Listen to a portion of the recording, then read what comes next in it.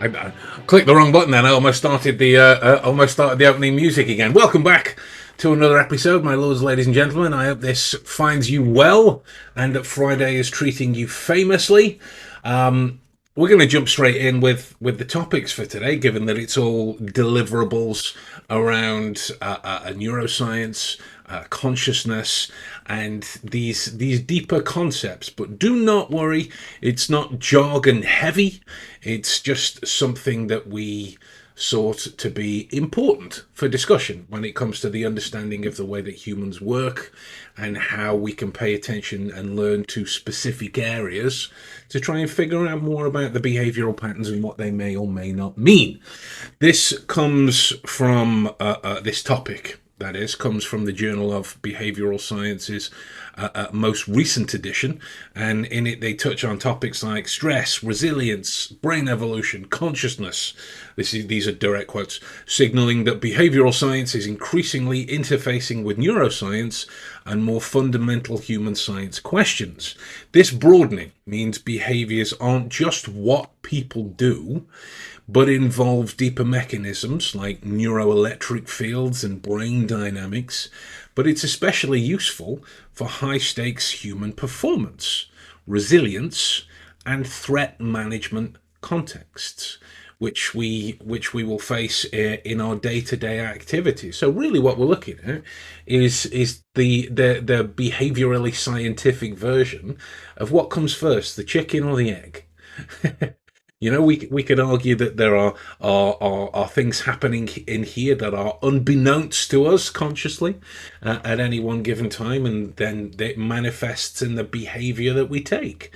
Or it could be argued that because of the behavior that we're taking, that causes certain programs and patterns to happen. Our position is that the more we learn about how the brain works, the more insight that we can get into the behavioral conduct of the humans that we interact with. Is that about right, sir?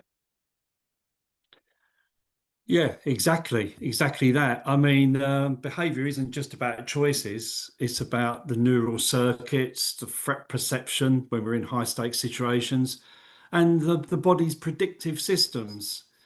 So if we're talking about particularly when we get under threat, then obviously survival architecture comes into play. So the amygdala takes the lead, shuts off the prefrontal cortex, and the motor and sensory systems move more about speed than precision. So it's very important. Yeah, massively, and this matters now because the field itself is expanding because of this. You know, the scientific areas are very much crossing over. So when we start to explore neural pathways to resilience, it's leveraging the neuroscience that it's connected to, which emphasizes neurobiological pathways as essential for targeted interventions. Right, so the connection here, when you look at it from an executive protection, or even just to use that most ambiguous of terms, security position, you're often dealing with human systems under stress. So if you have an idea as to which of our neural systems are supporting the adaptive responses that you see, you can design your training around that. You can design movement protocols around that. You can design your culture around that. You can design your actions, your de-escalation procedures, all around these areas. For example, simply knowing that the amygdala is under active use, under mass conductivity, lots of action going through there. Somebody's capacity for critical, rational thought is diminished by default, purely because of the action within that. So spotting activity that has a root in the amygdala, I know a little bit more about how I can de-escalate or interact with this person, or dare I use that most triggering of terms, read this person, based on my knowledge of how they are likely thinking at that particular stage, just because I have a meager understanding of what the patterns are in here, and then what their effects are. And as always, with that phrase that we love, behavior not being binary, that doesn't mean they are acting that way by default. It just means I have an informed entry point with which to validate, dismiss, or clarify if their critical thinking is actually lessened, is targeted, and is stressed in that situation. From you, Bob, the classic is of it's freeze, fight, and flight for stress responses. Is it that simple? No, not really. I think what we need to go into is the two circuits, the fear circuit and the control circuit, or as it's better known, bottom up processing and top down processing. That's it. So the amygdala is the fight, freeze, fright, and flight, but it's also appease as well. So in certain situations, people just give up. So I think that's a more modern understanding, is that there is another part to it, but it's like the alarm bell. It happens before our conscious brain becomes aware of it. It's why people jump at the ghost train or whatever. And then you've got the control one that is the executive oversight that comes in later, but it kicks in later. And so it all, I remember going back to the police days of when you interview people, don't overload them in the first 30 seconds or minute, because they're just readjusting and they're fighting that urge for the amygdala is twitching and putting them in a place where you don't want them to be. You want them to be comfortable if you're going to talk to people or you're going to deal with people, and getting them to that place is where you want to start. And it is activating their ability to put conscious thought to the actions that are happening around them.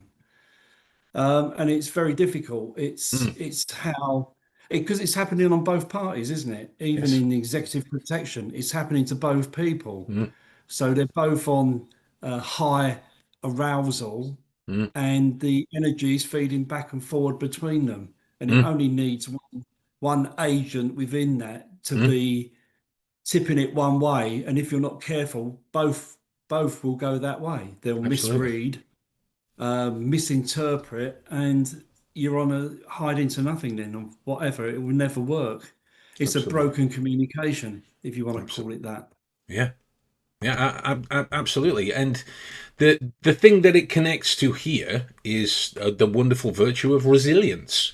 Mm. It's a particularly malleable mindset that is enacted when you're under stress, because if I might be, quite semantic about it, you're either going to deal with the stress or you're not, right? And how far your capacity is tasked in that situation is connected to how resilient you are. The evolution of brain plasticity and resilience for humans dealing with threat, change, uncertainty.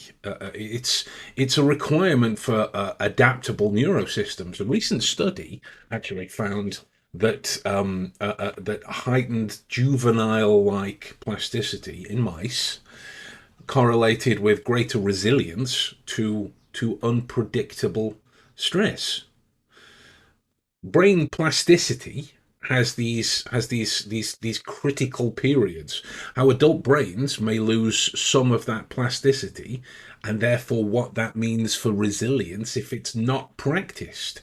So essentially what we're saying in the navigation of all of the neurotransmitters and hormones that are involved in building resilience, in order to be able to bring some more critical thought to potentially stressful environments and potentially stressful situations, is a practiced behavior. The one that I see a lot, and I'd like to hear the one that you hear as well, is about the amount of time somebody has. I didn't have enough time, and if the task is like, I don't know, 5 or 6 hours, whatever it is, like I didn't have time to do the garden. Mm. I could understand that because it's not just a simple thing to go out and pull up a couple of weeds and then job done. There is the trimming and the collections and the brushing and the tools and making sure all of the electrics are set up and then preparing for weather, etc., etc., etc. It's a big thing. So when I always ask everybody the same thing, and it's words to the effect of, well, how can you have time if you don't take it? And that's not my idea. I stole that from the second Matrix film. I just thought it was I just thought it was particularly apt. If Mm. it is that the day got away from you when you favoured sitting down and watching television for a little bit, own it. Yeah. It's not that you didn't have time. You chose to do that to regenerate, to take care of yourself. And you build a lot of those excuses, and it means that in the face of a stress, your reflexive response is for the reason why you didn't do something or couldn't do something. It's the locus of control from psychology, and your capacity for resilience goes down because there's no ownership of whatever it is Yeah. that's out there in front of you. That's the one I encounter a lot when it comes to the mindset around it. How about yourself? Have you got any repeated exposures to a lack of resilience or an abundance of resilience? Too Yeah. much. I think from my perspective, I was only thinking about this the other day, and I'm going to give a presentation on it next week. But the fact of it is that we are too stupid for our brain. Our brain is too complex for us to comprehend in a lot of instances. And it's in a way, it's like giving a Formula One car to a 70-year-old novice driver and not expecting him to crash on the first bend. Because we are dealing with something that's really, really advanced, and so advanced that we don't really understand it fully. Even the scientists don't. It's like, I suppose it's like going on the Amazon and buying a cheap air fryer that's got all the things that you want. It does all this and does all that, and then you get the manual and it's in Chinese and you can't understand it. That's a bit like us trying to work our brain and work out the brain. And so what happens with the brain is that when it comes to fear versus control, performance drops off. It just goes into emergency uh, response systems, and fear dominates. And when fear dominates, it closes down to our bare reptilian almost responses, doesn't it? And so understanding that you're going to see that it's not going to be someone's going to be really outrageously different. But if you are trained to do it, you will see that their responses are coming from either control or fear. And certainly in the terms of executive protection, if you're in an high stakes situation, the chances are it's going to be fear. Massively. And we could talk about the review of building resilience. It's a driving force that shows your catecholamines of dopamine, of norepinephrine, glucocorticoids, how that modulates neurocognition and plasticity under stress. We could look at its work with the plasticity of neural function in mice as it compares to human neuroimaging. That's what we read about in terms of practice. That Yeah. it's the recognition that behavior in threat contexts doesn't really start at the decision moment.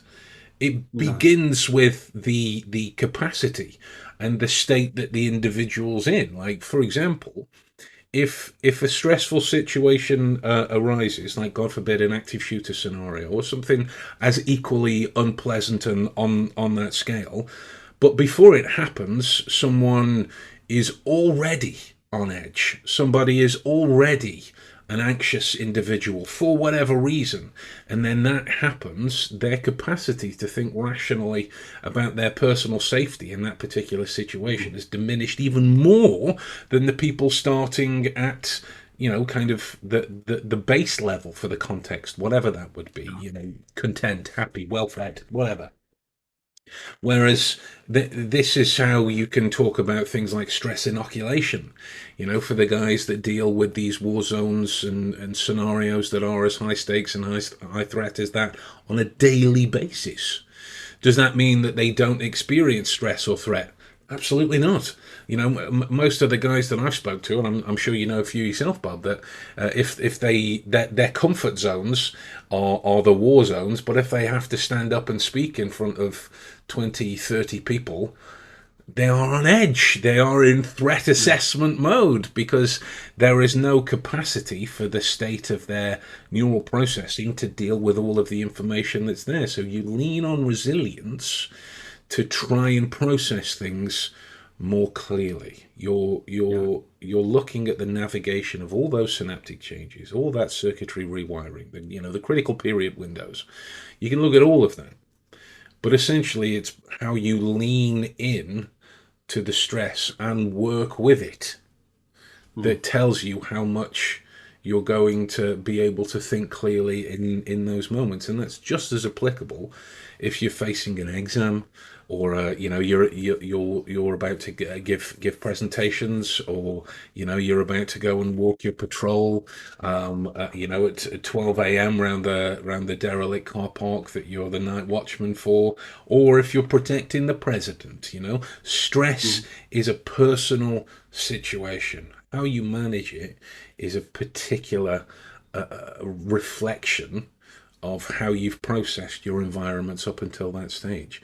Like, have you ever watched those jump scare videos where people do like Yeah. the big noises? You see the amount of people that just freeze or jump or run Yeah. or stop or aren't bothered. Me and my wife went to Edinburgh for a birthday a couple of days ago, and we went to the dungeons.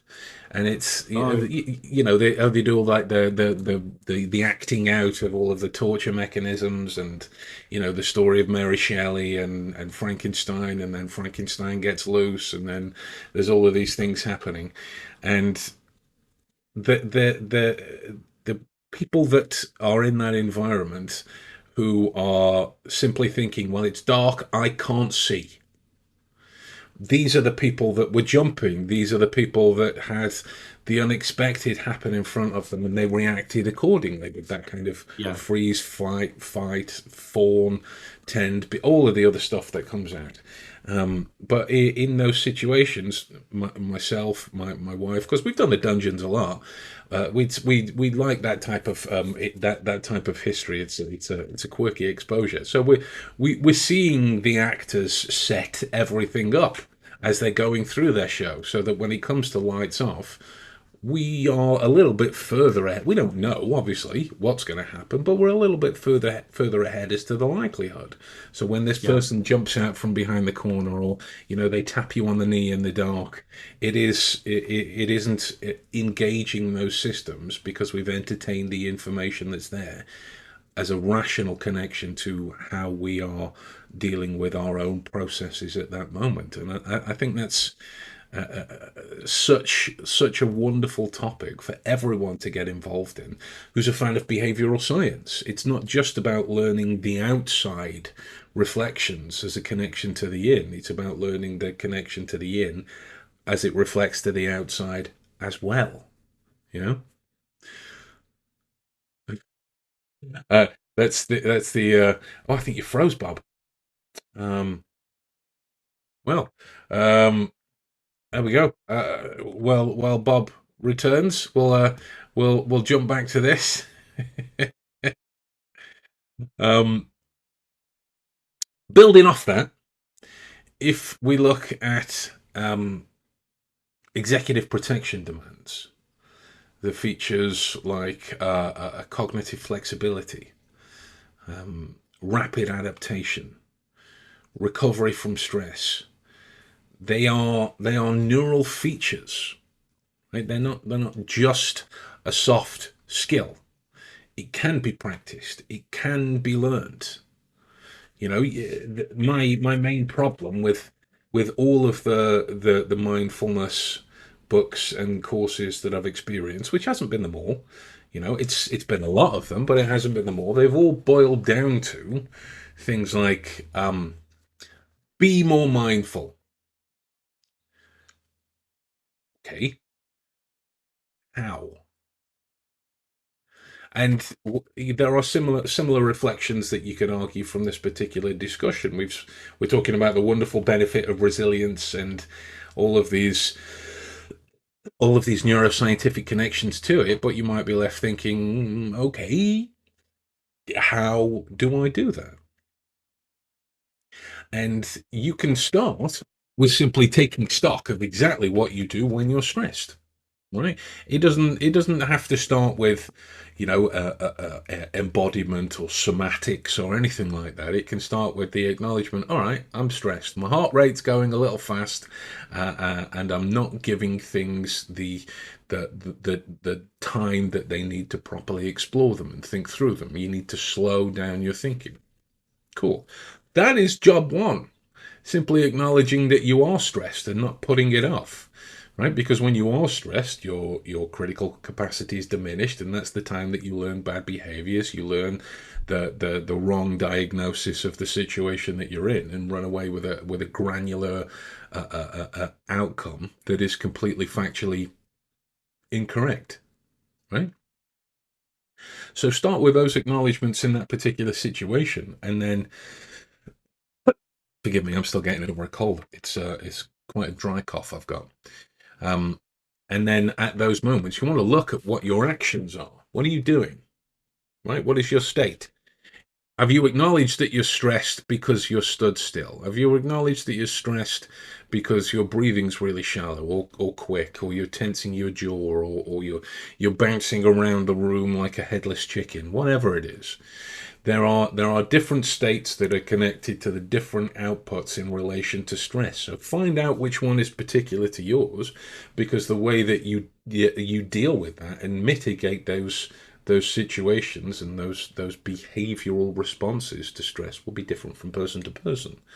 So it can start with something as simple as, all right, if you are running around like a headless chicken, slow it down forcefully. Like, no one's saying stop. That's putting brakes on your behavior that is really going to cause more problems than it's solved until you've expanded your ability to think. So slow it down. How you do that is particular to you. If it is that you've noticed that you've stood still, you've frozen, start moving. It doesn't necessarily matter where at that stage, so long as it's safe and appropriate to move into that particular location. That's You're looking at expanding your capacity to think. There's that Viktor Frankl quote about the space between stigma and response. There is a pause. That's not word for word, but it's that idea. So stigma and response, stigma fear, stigma stress, stigma whatever it is, outcome to stressful situation. I didn't have time. I wasn't thinking clearly. Oh, that wasn't me. All are factually not true. They are your interpretations of a stressful situation that best suit your feelings. So it's interacting with those moments and looking to give you a way to widen that space between stigma and response so you can think a little bit more clearly about it. Does it start with something as simple as taking a few deep breaths? Absolutely. If that's what calms you down, fabulous. And then it's about developing resilience with your critical reflection of that stressful situation. Did I handle that in the best way that I could have? If you can actively, confidently, 100% say, yes, I did. Okay, source evidence for it from other people or other things that you interacted with at that stage. Fabulous. If it turns back that they disagree with your 100% successful experience, lean into that. These are where your resilience These are where your resilient behaviors are built and your mindset, your capacity for thinking reacts accordingly. Whatever the challenge is I face on a day-to-day basis, whether it's small or massive, I do my best as a human being to run at it head forth. Does it always pay off? No, absolutely not. But in those moments, I am always looking to try and learn a little bit more about my resilient capacity to think through the situation that's just caused me stress or anxiety or anger or whatever it is in those particular moments. Right, so we felt that it was a particularly scientific reflection of All Hallows Eve, which it is today. So happy Halloween if it is that you're celebrating it, and if you're currently hiding behind the door frame to the other room, looking to jump out and scare someone. maybe you can use that as an opportunity to practice your observation and your critical thinking skills as well. If you are, like all people here, a power dork. So if you got anything out of this, guys, do let us know in the comments section below. I'm sure Bob will be back. The weather in England is absolutely atrocious. So I infer that that's precisely what the issue is. Like, it is blowing a gale. It's a storm. It's typical England. It could be summertime, but it does affect the internet connection in most people's houses. It affects mine. Like my stream quality says, internet connection is low. So I infer that it's widespread as well. Like so he will be back, no doubt. I'll hear from him later when he gets online. But if you haven't subscribed to the podcast already, now is your time to do so. It is a free thing that you can do that allows us to keep bringing these episodes to you on a weekly basis. And if it is that you want to join in live, make sure you're going through the questions on the Facebook link that's contained in the description below. And you'll be able to join in live when these go out every Friday. But with that in mind, I shall love you and leave you for now. And I'm sure Bob would do the very same if he was here. Until next time, folks. See you later.